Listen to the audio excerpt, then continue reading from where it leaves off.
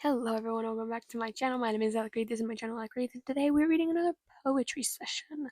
So let's jump right into it. My fears. My fears are different than yours. They always have been ever since I was a kid. As a kid, the other kids were afraid of the dark or monsters under the bed. I was afraid of not waking up in the morning. I was afraid of the feeling of getting sick again. I was afraid of my joints locking up. I was afraid of the feeling that came with my joints locking up, the surge of pain, the pressure, the feeling of my limbs being ripped apart. As I got older, the fears became different. What if I got sick again before I have a chance to do anything, before I had a partner, before I built that house, before I have those kids, before I get everything done that I want to get done? The thing is, in between those thoughts, I have gotten sick more than once. I have had my joints lock up. I have felt the pain that comes with my joints locking up, the pressure, the surge of pain, the feeling of giving up. But no matter how many times I've been sick, no matter how many times I've felt it, it's still endlessly terrifying. At the same time, I have this deafening fear of no one actually understanding what I feel, how bad my joints hurt, how terrified I am of getting sick again, how tired I am, how cold I am. The worst fear of all is the fear of no one understanding you, the fear of someone looking at you and saying that you're just normal, the fear of someone looking at you and saying that you don't look like you're in pain. You may not see it because you only look at me for a split second. You only look in my eyes for a fraction of a second. I live with my condition. You don't see the warm baths that don't work, the meds that don't work, the braces that never work, the money I spend on braces that don't work. You don't see me crying in the floor because I can't physically move my body without being the feeling of being stabbed. You don't see me fainting in the middle of a grocery store. You don't see how my fingers and toes get so cold they turn purple. You don't see a lot of things because you only see me for a split second.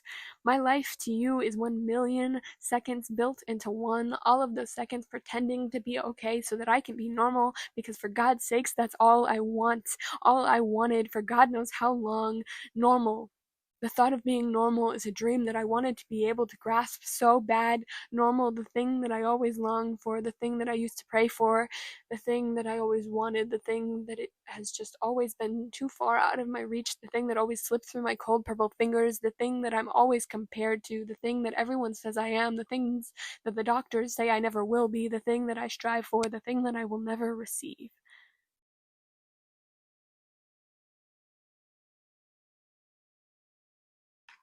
And now I will be reading a poem called Yes, You Love Her. Yes, you love her. And yes, she was the title of many chapters, but that doesn't mean that she's the title of your book. If she was, you'd get good morning text. If she was, you'd get flowers on Valentine's Day, even though you're her boyfriend. If she was, she wouldn't have left. There is no such thing as right person, wrong time. If they were the right person, they would make it the right time. They would make it perfect. They would hold your hand as you cross the street. They would dance with you in the rain. They would call you every morning and every night just to say hello. So, yes, you loved her, and maybe for the time being, she loved you. But she is the title of some of your chapters, and someone else's name is on the cover of your book. So, no, you do not need to go back.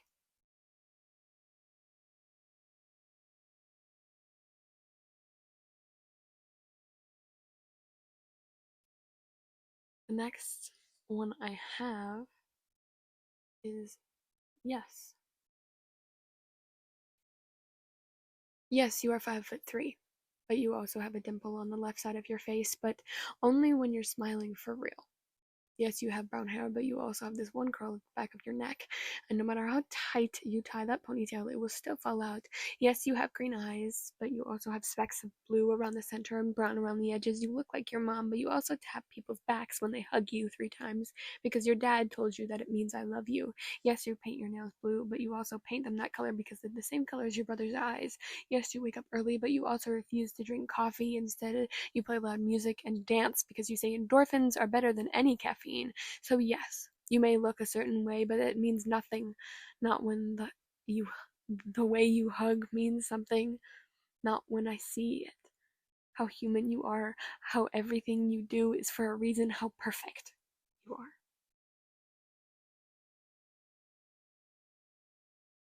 This one is called Letter After Letter. I do want to put a little bit of a trigger warning on this one. It can get pretty dark. Letter after letter, day after day, I've written 1,000,000 suicide notes. I have labeled them and put them all in a box, hid them away from the light in a place where no one could find them. I know what it's like to lose someone. I know how hard grief can hit someone. I know what grief can do, so no one will ever read those letters. They will be in that box for all of eternity. I will not I will not leave my brother with a ghost of a sibling. I will not leave my mother with one less of a child. I will not leave my first friend without the friends from their childhood. I will not be the first of my friends to be lost. I will not be a ghost of an aunt to my nephews.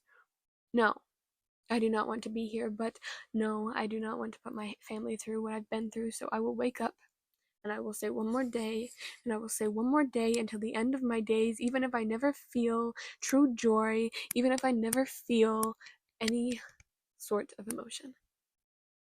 I will never leave them.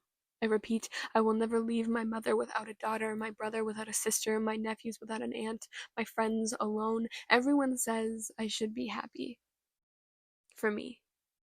But the thing is, I have never thought of myself as a person. I have never been a happy person. The thing is, grief will tear a person apart. Grief takes people more than you know. When you lose someone, you get this hole in your life.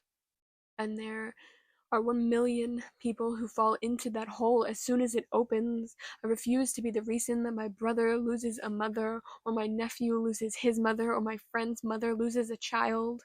I'm not living for myself. I'm living so that others will keep going. They will never know how hard it is for me to wake up in the morning to get out of bed.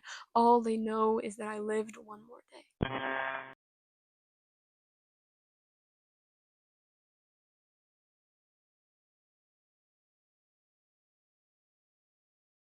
Would you love me? Would you love me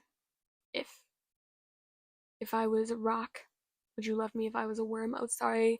Let me say that more accurately. It would be more accurately phrased if I said, would you love me if I was not who I am?